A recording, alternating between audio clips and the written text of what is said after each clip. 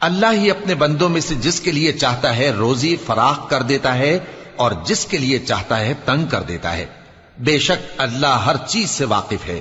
اور اگر تم ان سے پوچھو کہ آسمان سے پانی کس نے برسایا، پھر اس سے زمین کو اس کے مرنے کے بعد کس نے زندہ کیا، تو کہہ دیں گے کہ اللہ نے۔ کہہ دو کہ اللہ کا شکر ہے، لیکن ان میں اکثر نہیں سمجھتے۔ اور یہ دنیا کی زندگی تو صرف کھیل اور تماشا ہے، اور ہمیشہ کی زندگی کا مقام تو آخرت کا گھر ہے۔ کاش یہ لوگ سمجھتے۔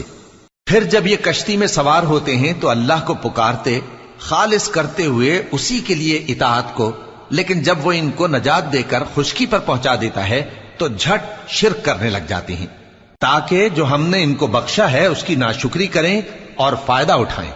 سو خیر ان قریب ان کو معلوم ہو جائے گا۔ کیا انہوں نے نہیں دیکھا کہ ہم نے حرم کو مقام امن بنایا ہے